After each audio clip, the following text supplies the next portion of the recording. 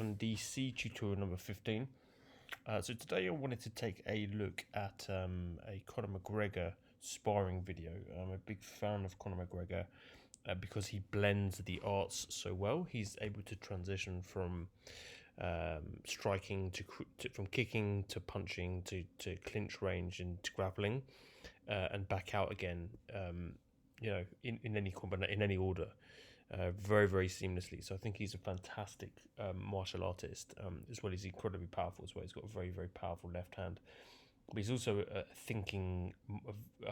very, very, very intelligent and thinking martial artist who, is a true martial artist in the fact that he studies aspects of arts that, might be forgotten. So, for example, he studies boxing he studies a lot of the footwork and the movements from 100 years ago, so old boxing.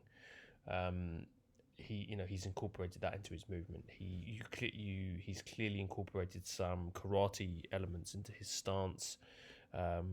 He's just a very, very adept martial artist at a lot of different things. He's particularly good at boxing, so he's notorious for having some of the best hand skills in MMA. In fact, I would say probably the best. I can't think of another MMA fighter whose hand skills are as good as McGregor's. But it's not just his hand skills that are very, very good. A lot of it is his distance management skills, which are, in fact, absolutely fantastic. So, anyway, what I want to pick here is this is him sparring for his last bout at UFC 246 against Donald Cerrone. And he's going up a couple of weight categories here. So he's at 170 pounds. So he's which is not really his natural weight category, but it just shows you how talented he is, that he can fight in different weight categories, without too much fuss. So anyway, this is just a short clip actually. So there's a lot going on here. It's a very short clip of him sparring in preparation. I think it's his last spar. So what you'll notice in this video is that McGregor does not. The contact is very light, which I think is really, really good. And so we're going to start the video here. So I don't know who his sparring partner is, but his sparring partner Okay, so his sparring partner knows what they're doing. Okay, so if you look at just quickly, like they're pulling back clearly. They're just touching each other. Very, very light movement, and you see what Conor McGregor is doing against a taller opponent. So his opponent is clearly trying to mimic some of the stuff that Donald Cerrone is good at, who's a tall, long fighter. So we'll just go back a little bit here. So I just want you to watch Conor McGregor's head here. Okay, so here we go. You'll see he moves his head right, he moves his head left, right. Yeah, he's kind of shifting like a metronome, right? So he's pulling his head. You see the mouse here. He's creating a moving target by moving his head constantly. So he moves his feet and he moves his head, which makes it hard for the other person. There, he scores with a kick. Very nice distance management. So he's basically, by doing all this movement with the movement with the head and with the feet, what he's doing is he's unsettling the other person. So his opponent can't get set to throw a shot because McGregor keeps moving on him. So, and if McGregor's the one doing the feints, he can then set up a shot a lot more easily. So he just landed with a very, very nice kick there. And every time the opponent attacks him, you'll notice that McGregor just pulls back just slightly out of range, or too far in. So he's either inside the guy when the guy attacks, or he's outside. So he's still moving in. See how what McGregor is really good at doing. See, look, he's touching the other guy's gloves. Okay, we'll look at that again, right? So a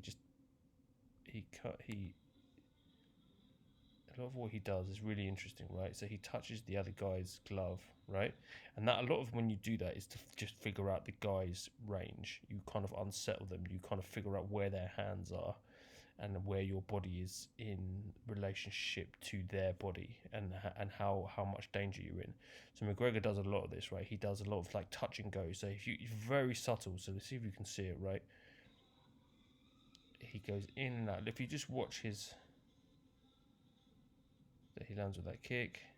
There, he's back. So he jumps back. The guy attacks. He jumps back. He attacks. See if he just takes that little step back. I want you to look at it. There you go. So he just jumps back just a tiny bit. He attacks.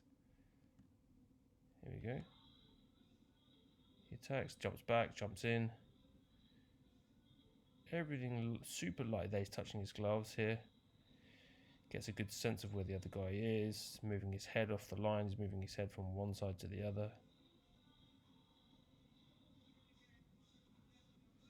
Very fluid hand skills. Very footwork is just perfect. He's always in position, McGregor.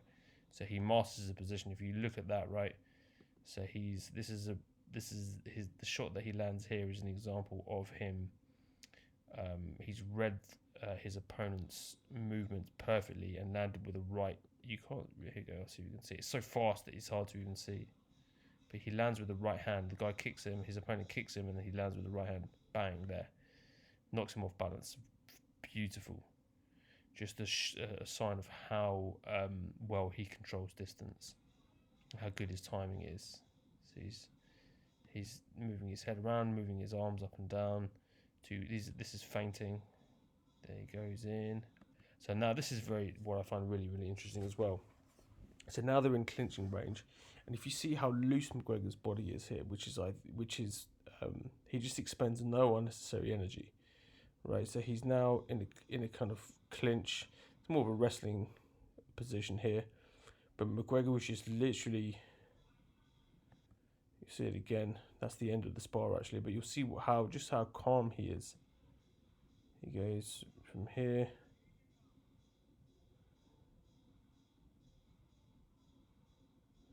Yep. Now they're clinched up. He's using his arm here to stop the guy from trying. His opponent's going to try to probably sweep him, do a hip throw or leg, or he's trying to sweep his leg with his right foot, but he's blocking his leg or his hip. Or he's trying to shoot for a takedown. And McGregor, so the guy's either trying to go for a sweep or trying to go for a takedown. And all McGregor does is just he sinks his body weight on top of it, or he sinks his body weight down into his feet.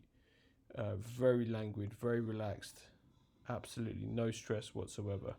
And if you look at his position, right,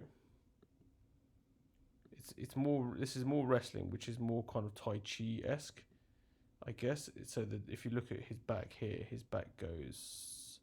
It's in a kind of diagonal line like that. So when the pressure comes in, when his opponent's pressure comes in, he's able to transfer that pressure down, and into the ground quite effectively. If he was more upright, he would have a bit of a harder time preventing the forward force coming in, or he definitely wouldn't be able to defend a takedown if he was standing straight up. So he has to change his posture to stop a takedown there. But anyway, so I guess one of the major sort of point here is looking at McGregor's his relaxation and his ability to kind of just change range without any disturbance to his mindset whatsoever. So he's very comfortable wherever he's at. And when he gets into, like, when you're doing Chi Sao or anything like this, or push hands in Tai Chi, the relaxation thing is the key.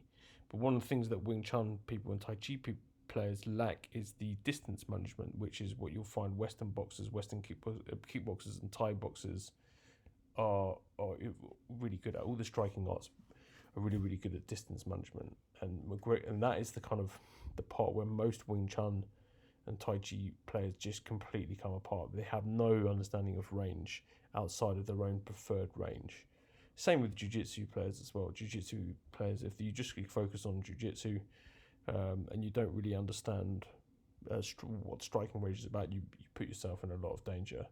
The Jiu-Jitsu guys actually have an advantage because they're going to get you, because they really will try to get you down to the floor, and where you're going to be a fish out of water. But Wing Chun Tai Chi players are going to have a harder time because they still want to keep the fight standing up, but they have to, you have to stick to the other person. You have to make them stick to you, and that's a very, very, very difficult skill to get good at. So my advice always is to have these kind of. I think the way that McGregor is sparring here is excellent. He's just, super, super light. Everything is light. Everything is nice and fun. There's no egos involved. They're very relaxed and calm, focused though, and just working on distance and timing, and they're just touching. There's nothing too kind of like vindictive going on in the sparring. So you can learn a lot in these kind of sparring situations, and you learn how to manage distance, and that's very, very crucial if you want to get a grappling art to work. And as you can see, McGregor he just flows in and out. He can go from boxing range to kicking range, and then when he wants to, or wherever his opponent takes the fight, he's completely comfortable going there. So you can just watch again as they'll link up in a second. I can't remember who initiates the clinch, but yeah, there you go. So